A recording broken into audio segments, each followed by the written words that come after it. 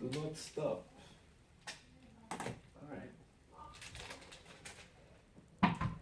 And the clip you just watched was an example of positive reinforcement.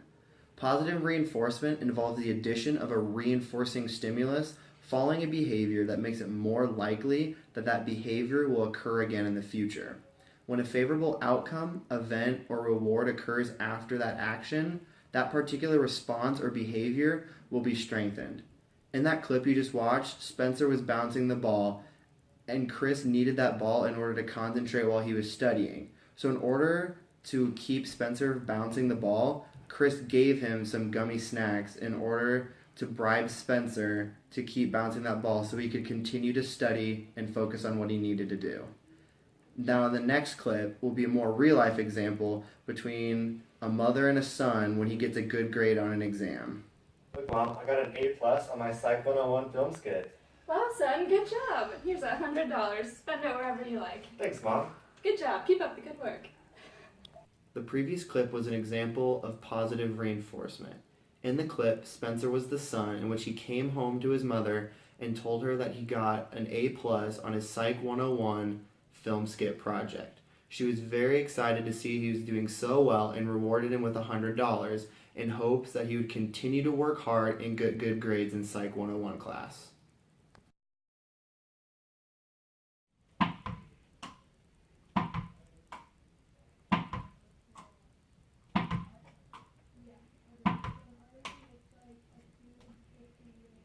Stop and die.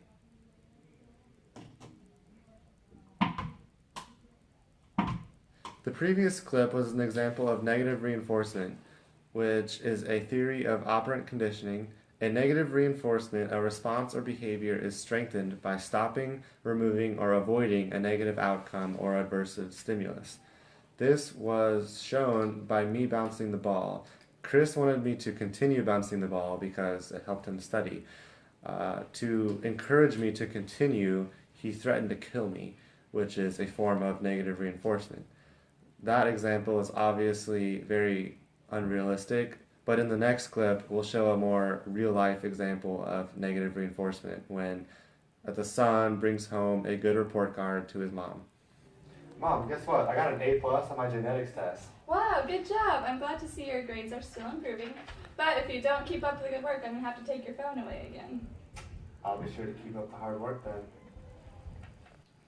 The previous clip showed an example of negative reinforcement. The son, me in this case, got an A on his genetics test, and he brought his report card home to show his mom. His mom was pleased with it, and she threatened to take away my phone if I didn't keep up those good grades. That encourages me to continue trying hard in my studies and doing well on my tests.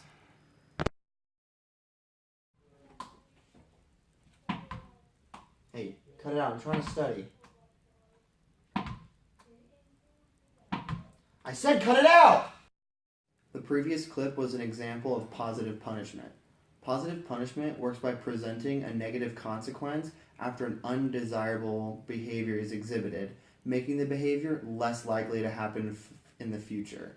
For example, during a meeting or in class, your cell phone starts going off and the teacher lectures you on why it's not okay to have your phone out, and then you get punished.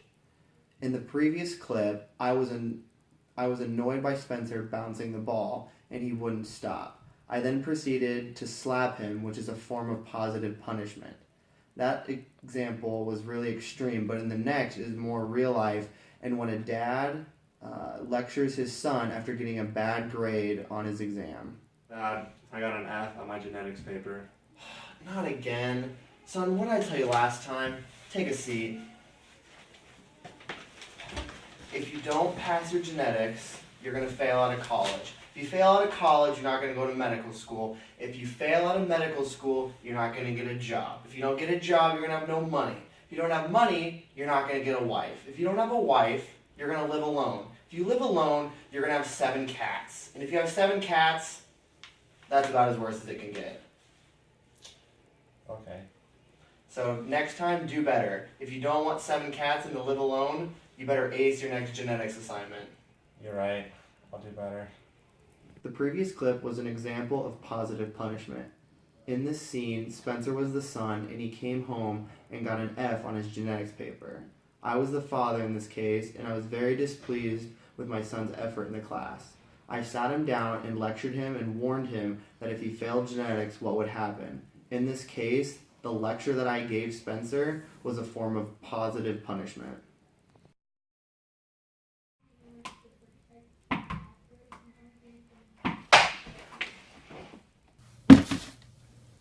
In the clip you just watched, we saw an example of negative punishment. A negative punishment refers to the removal of a reinforcer, or a desirable stimulus or opportunity, in response to an unwanted behavior, in order to decrease the probability of that behavior occurring again. Putting a misbehaving child in a timeout is an example of negative punishment. The parent, teacher, or guardian takes away control, toys, free time, and other privileges from the child when he or she misbehaves, so that the child will stop the bad or unwanted behavior. Another example would be fines for speeding, in which money is taken away from someone to get them to slow down in the future. So, in the clip we just watched, Spencer was bouncing the ball, but it was disturbing Nick, who was trying to study. So, as a form of negative punishment, Nick reached out and takes the ball away from Spencer and throws it in the trash to make him stop bouncing the ball and let him study. And that's a little bit unusual, so we're going to see a real-life example in the next clip where a father is punishing his son for getting a bad grade on his organic chemistry test. I got an F on my organic test. Not again, son. What did I tell you last time? If you keep failing these, I'm going to take your phone. You got to give me your phone until you can prove me you can get better grades. Hand it over. Are you serious? Yes. Until you can get an A on the next exam, I'm going to have your phone. Thank you. You better do better next time. The clip you just watched was a real-life example of negative punishment. In this scene, Spencer, the son, got an F on his organic chemistry test, and his dad was unhappy. And he used a form of negative punishment by taking away Spencer's phone. And this was something that encourages Spencer to do better on his test to get his phone back. Proverbs 22:6 says, "Train up a child in the way he should go, and when he is old he will not depart from it."